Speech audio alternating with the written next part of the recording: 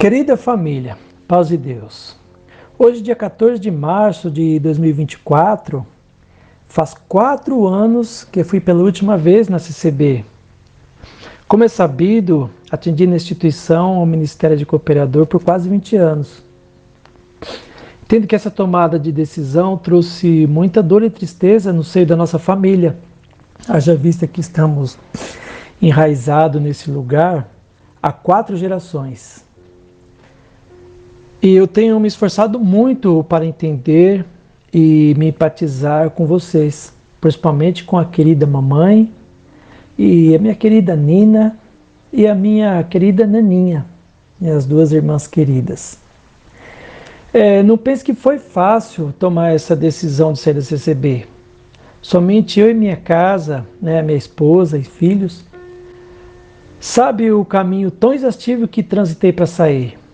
Por isso, ao sair, percebi que estava tão doente emocional, quase sem fé, desacreditando do cristianismo, com a intenção de não mais me relacionar com Deus.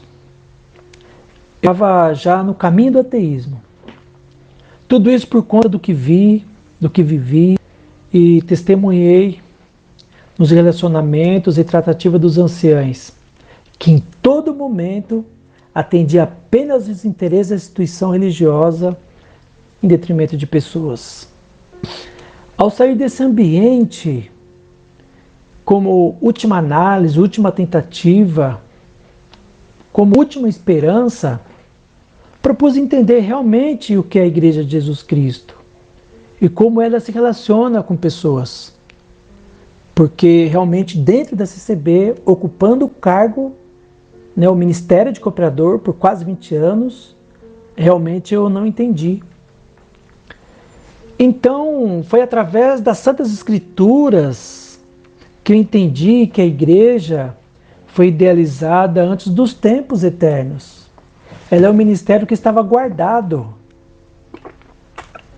e que agora se manifesta por meio das Escrituras. A existência da igreja, suas ações, seu testemunho perante a sociedade tem ultrapassado os tempos. A igreja vai existindo por meio de pessoas e pelo grande amor de Deus pelo seu povo. Diante disso, fica evidente que a igreja é o ápice do plano de Deus, é seu auge. Ela é o propósito mais elevado de Deus. A igreja é um mecanismo vivo, atuante, e acontece numa realidade terrena. A igreja ocorre na comunidade, primeiramente no espaço físico. Muitas pessoas que vão pela primeira vez numa igreja cristã, no primeiro momento, estão procurando um socorro, seja espiritual ou material. Ou sente a necessidade de pertencer a um grupo social, visto que o ser humano é um ser social. Dessa forma, muitas igrejas se fortalecem primeiramente num laço comunitário, de confiança e de verdadeiras amizades, pois ela chega no íntimo do coração do homem, do ser humano, onde ninguém mais alcança. O fortalecimento dessa convivência passa a ser um território fértil para o progresso de uma vida espiritual e consignada a Cristo. Por fim, a Igreja de Cristo, ela exerce ações transformadoras. Assim, qualquer pessoa na igreja merece ser tratado com atenção e consideração, independente de sua condição de membro, grau de instrução ou posição social.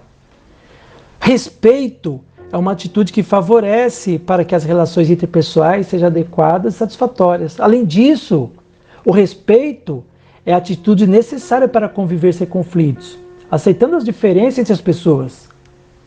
Respeitar é colocar diante da visão diferente da outra pessoa. O respeito, portanto, nos ajuda a não julgar pela opinião.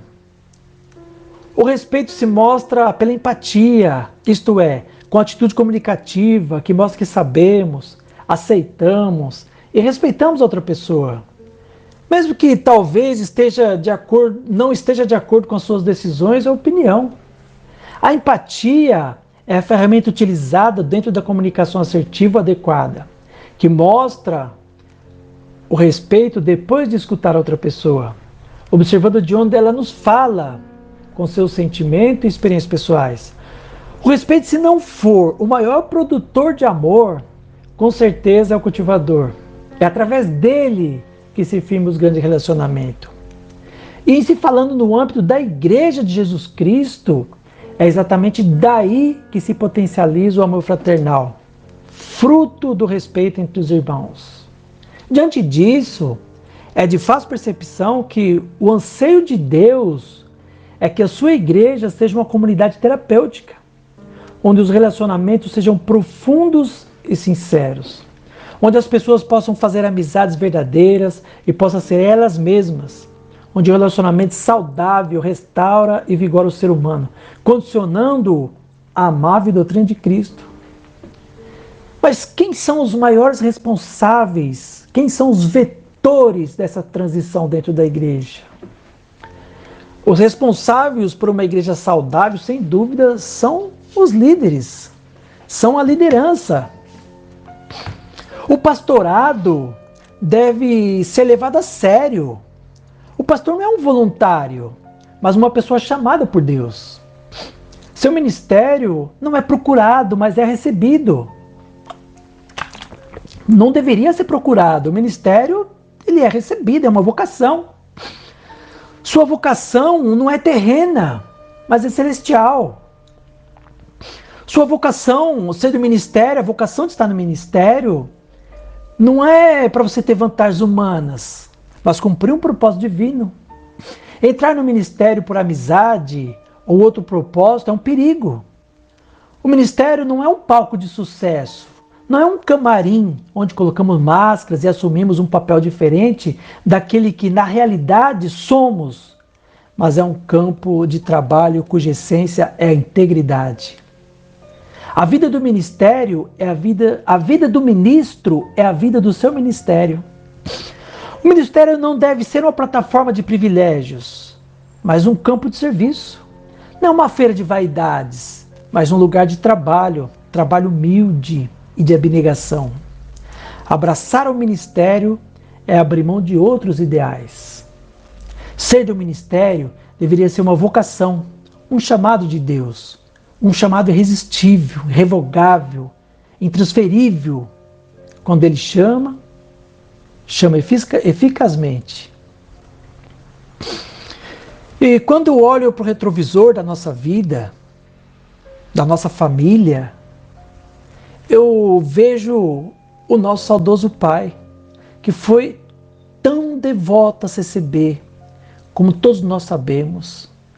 Ele era um CCB raiz, nas suas atitudes, no seu falar, nas suas decisões, nas suas palavras. Todo mundo sabe, nós sabemos como ele foi um CCB radical. Porém, não foi raras as vezes, rotineiramente, na mesa de jantar, o nosso pai se lamentava dos anciães. Sofreu muito com os anciães, principalmente o ancião do Roseli e outros, ele sofreu. E eu fico me perguntando, por que eu já não entendi isso naquela época? Por que naquela época eu já não tentei entender o que estava acontecendo? Talvez a idade não permitiu. Mas hoje eu consigo entender com clareza o que acontece na CCB. Porque eu vivi, eu sobrevivi para ver o que acontece na CCB. Eu estive no ministério, eu participei, eu fui no CERN, estava lá. E o que eu posso dizer é que não é possível uma igreja boa com uma teologia ruim. Não é possível uma igreja saudável sem pastor. O profeta Jeremias, no capítulo 3, versículo 15, diz que Deus é quem dá pastores à igreja. Então o que dizer de uma igreja que se orgulha de não ter pastor? O que nós vamos esperar de uma igreja que se orgulha de ser uma analfabeta bíblica? E o que tem a oferecer uma igreja em que o ancião na reunião de mocidade no Brás repreendeu o espírito de estudar a Bíblia? O que nós vamos esperar de uma igreja que o ancião, que é o presidente atual, ele diz que Cristo morreu, mas no céu não entrou? O que você vai esperar de uma igreja dessa? Outro dia, eu estou falando porque isso é público, está no culto online, o mesmo presidente, o Marsola, diz no culto que Deus perdoa, mas aqui não. E do outro culto online ele ainda disse, se aqui não tem camisa para você, bem, vai para outra loja. Onde está a responsabilidade desse líder? O que ele está passando para os seus liderados, para os demais? Onde está o amor, o exercício? Onde está a vocação? Aonde ele está? O que esperar de uma igreja administrada por geroncratas, cheia de amigos e parentes na sucessão ministerial, sem falar do nepotismo, dos caciques e castas regionais do ministério? Uma igreja que Cristo não é o centro da vivência religiosa, onde a Bíblia não ocupa o devido lugar de autoridade e de palavra de Deus. Não dá para esperar ter uma vida em comunhão com Cristo nesse ambiente. Poderia dizer aqui muitas outras coisas, mas nesses 4 anos que eu passei longe de CB, há 1 ano e meio estou numa igreja cristocêntrica. Não vou falar o nome porque o foco aqui é Cristo e o foco aqui é a Bíblia e a vida eterna. Mas a pergunta que fica é: tem vida fora da CCB? Tem esperança? Tem paz?